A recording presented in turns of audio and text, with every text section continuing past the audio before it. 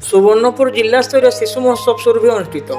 सुवर्णपुर जिला स्तरीय शिशु महोत्सव सुरभि सोनपुर सरकारी बालिका उच्च विद्यालय परिसर में महासमारोह पालित हो जाए। जिला शिक्षा अधिकारी श्रीमती मीनाराणी मंगल सभापति अनुष्ठित आज उद्घाटन उत्सव में सुवर्णपुर जिलापाल डॉक्टर नूरबरा साहू मुख्य अतिथि भाव जोगदे शुभ उद्घाटन करते और पाठ्य खसड़ा सहित बौद्धिक कार्यक्रम को संयुक्त करने शिशु मान अंतर्निहित गुणावली और मानविक मूल्यबोधर विकास रे शिशु महोत्सव सुरभिर भूमिका उपरे आलोकपात करथिले। जो राज्य जो देश शिक्षा संस्कृति क्षेत्र में जेते आगुआ से देश सेते समृद्धशील होइथाय बोली जिलापाल डॉक्टर साहू कहिथिले। सभा प्रारंभ रे वंदे मातरम शतवार्षिक पालन अवसर में समस्त अतिथि और शिक्षक जातीय संगीत वंदे मातरम गान करथिले। अतिरिक्त जिला शिक्षा अधिकारी घनश्याम मेहर अतिथि परिचय सह स्वागत भाषण प्रदान करथिले। जिला परिषद मुख्य उन्नयन तथा कार्यनिर्वाही अधिकारी अश्विनी कुमार मेहर, सोनपुर ब्लॉक शिक्षा अधिकारी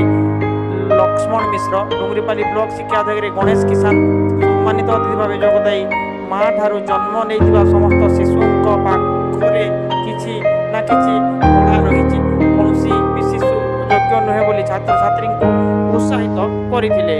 अभिज्ञ शिक्षक शिक्षयित्री अध्यापक अध्यापिका और कलाकार विभिन्न प्रतियोगिता परिचालना करने सह मूल्यांकन करथिले।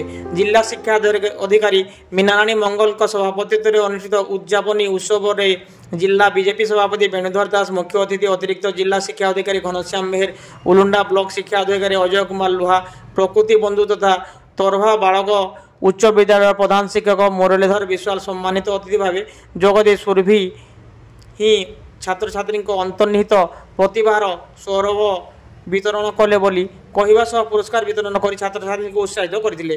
सभा प्रारंभ में छात्र छात्री माने अतिथि को फूलतोला दे उत्तरीय प्रदान पूर्वक स्वागत नृत्य और संगीत परिवेशन करथिले। तर्क वक्तृता प्रबंध लिखन सृजनशील लिखन देशात्मक बोध संगीत कोई चित्रांकन पीएम पोषण चित्रकला और शिल्पकला सांस्कृतिक कार्यक्रम ओडिशा श्रुत लिखन और हस्ताक्षर सांस्कृतिक कार्यक्रम छाया संसद साइबर सुरक्षा परी विभिन्न प्रतियोगिता अनुष्ठित हो प्रथम 3टी स्थान अधिकार करथिबा छात्र छात्री को अतिथि द्वारा प्रमाणपत्र और ट्रॉफी प्रदान कर पुरस्कृत कर जिला शिक्षा कार्यालय और जिला प्रकल्प कार्यालय समस्त संयोजना और कर्मचारी सीआरसीसी विभिन्न विद्यालय प्रधान शिक्षक शिक्षयित्री सहकारी शिक्षक शिक्षयित्री अभिभावक पुरातन छात्र छात्री scout guide red cross NCC छात्र छात्री विद्यालय परिचालन समिति सभ्या और विभिन्न गणमाध्यम प्रतिनिधि सहयोग करथिले। शिक्षक पूर्णचंद्र पाढ़ी और लक्ष्मी नारायण साहू मंच परिचालना करथिबा बेले कृष्णचंद्र पंडा, उमाकांत मिश्र, बुद्धदेव साह समेत समग्र शिक्षा और सोनपुर ब्लॉक शिक्षा कार्यालय समस्त कर्मचारी कार्यक्रम परिचालन में सहयोग करथिले।